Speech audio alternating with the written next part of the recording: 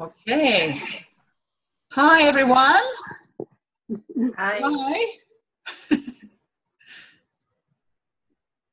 Hang on. The screen's just gone blank. I don't know. Oh. I think when we speak, it puts us. Yeah. Oh, okay. Okay. Hi there. Hi. So, how many people are there? How many are you? 6. Okay. And so you've been discussing this evening around relationship with others, yeah? Mm-hmm. Yeah. Okay. So how's it going? A bit head spinny. Bit head spinny. Yeah. Yeah. Anything else? A realization of, one's own role that you play within that relationship. Yeah. And it might not be what you thought it was. Yeah. Okie dokie. Cool. Okay. So, so I want to offer you, Nicola has asked me to offer you some food for thought around our relationship with others. Now, this is a massive topic. And I see that this is really where the rubber hits the road around, our own journeys and our own personal development. So I work on leadership development, as Nicola might have already told you. And for me, it's such a vital and core part of, being a leader for change. So this is our relationship with others is where we can get massively triggered. Maybe that's a little bit what you've been exploring so far, but it's also where there's such potential for such brilliance and such joy. So my work is one big inspiration on my work is Charles Eisenstein, who I think Nicola has told you about and is some of the background reading for your course. I think that's the case.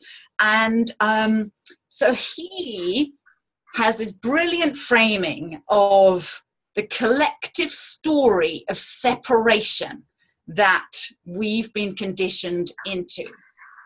I don't know if any of you know that or what that means to you, but I believe I'm just talking here. So let me carry on talking. So this collective story of separation is this mindset, this belief that we are fundamentally separate from each other, and therefore we have to compete from each other. And there's this kind of fear of not belonging, this kind of sense of struggle and competition, scarcity, limited resources. So the others are our enemy in a way, or there's a fear of them as our enemy in that mindset. Not everybody is, but perhaps some groups are enemies because we're operating from a mindset of separation. And in this worldview, that is rife, and it may resonate with you to a greater or lesser extent, but I believe and I see that we all have this in our systems in different ways, and it's absolutely, this is why our relationship with others trigger us so much.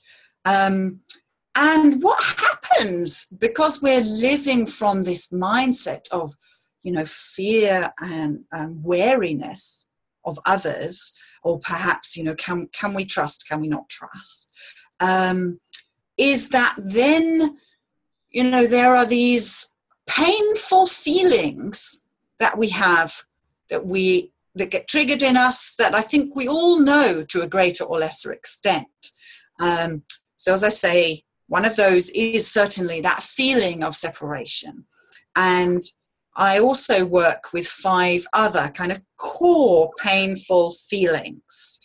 So these are shame, this, feeling of shame that there's something wrong with me, that the fear of not belonging and being rejected.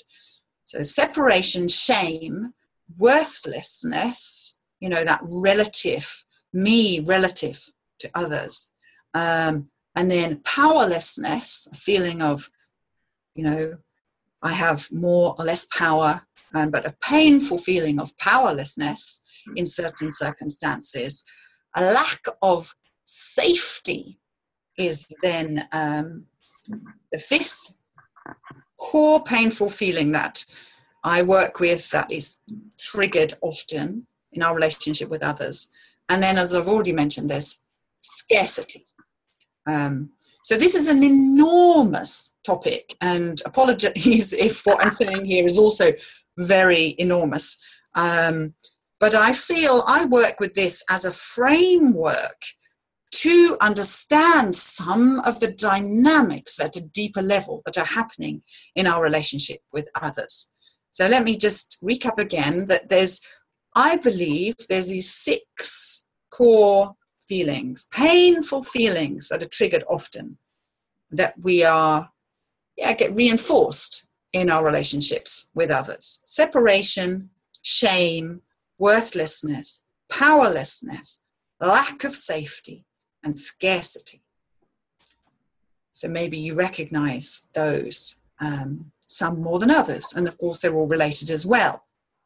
So the truth is that in relation to every one of those painful feelings is a genuine human need.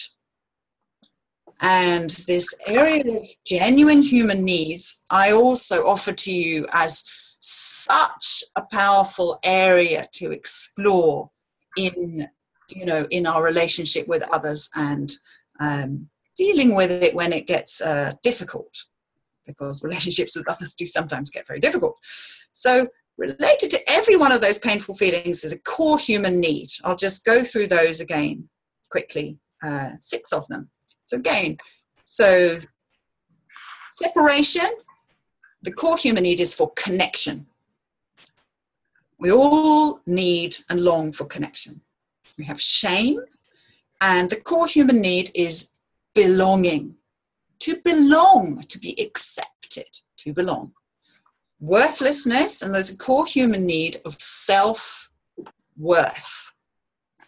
Powerlessness, core human need to have power, a sense of agency. Lack of safety, core human need is safety, sense of safety, to feel safe. And the painful feeling of scarcity, the core human need is to have a feeling of enough. So I offer this to you as a simple but very deep framework that you can witness in yourself, and my goodness me, we can witness in others around us. Because what happens in our, close personal relationships, whether that's personal or professional, or also between different groups in society, is that people are acting from the painful feelings, in order to meet the core human needs. They're trying to meet the core human needs, but they're not succeeding. Because they're coming from a belief in separation, in shame, in worthlessness. And so we get all these distorted power games coming from these acting from the painful feelings.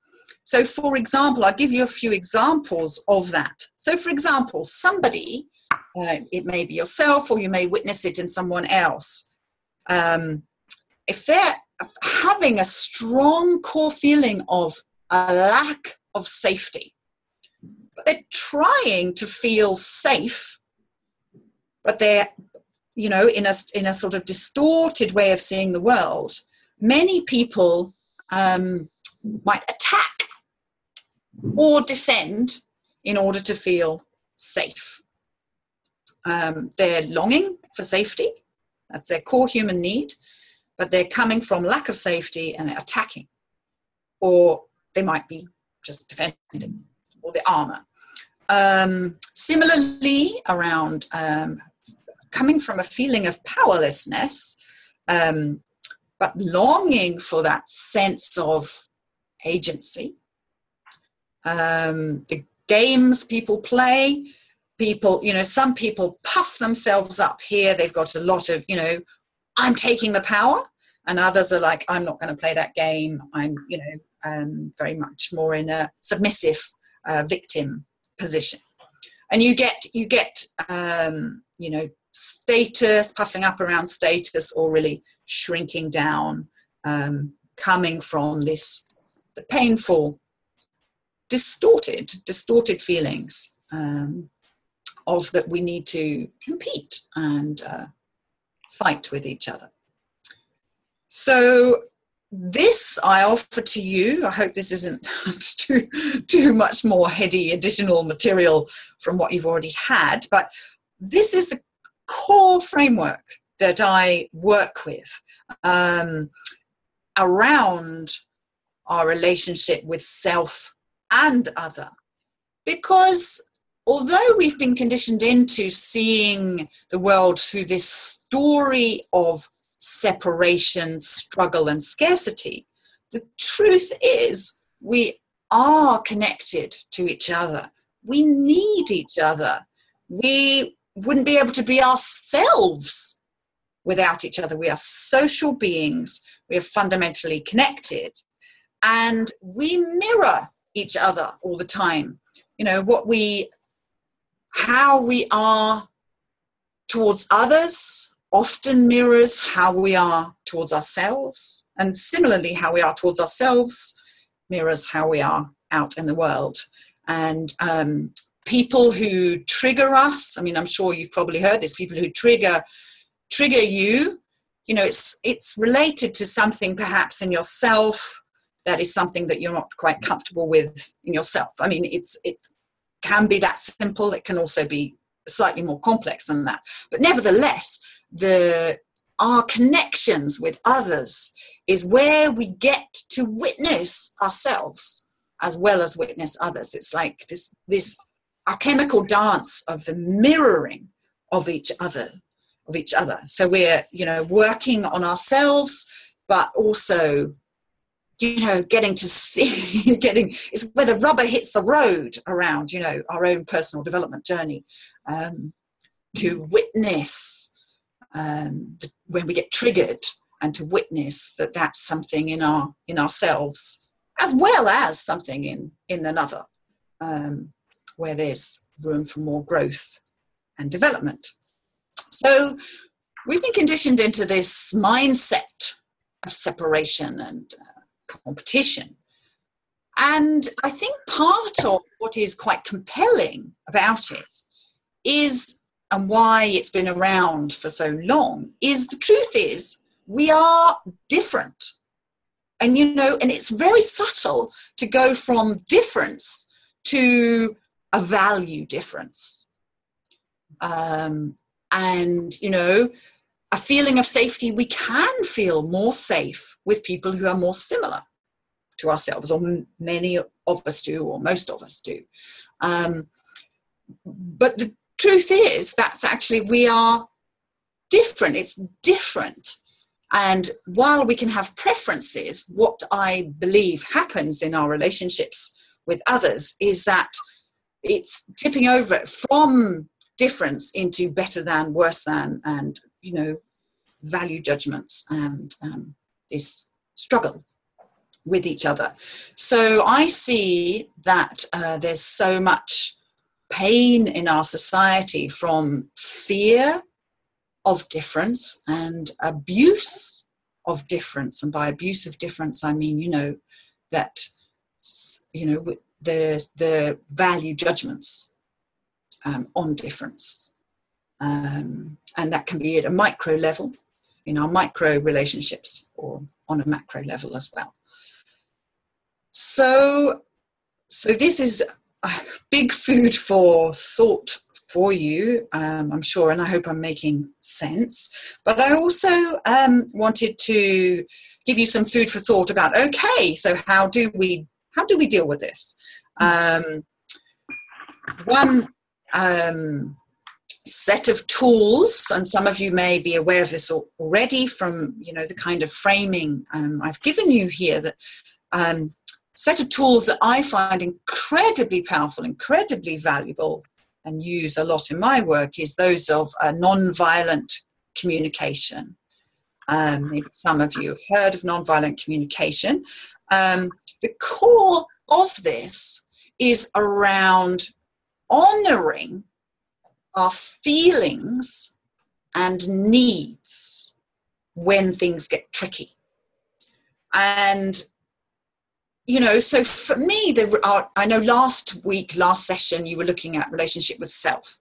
And relationship with self and, you know, developing healthy relationships with others they're so related. The more we work on ourselves, the more capacity we have to develop those, you know, conscious, healthy, balanced relationships with others.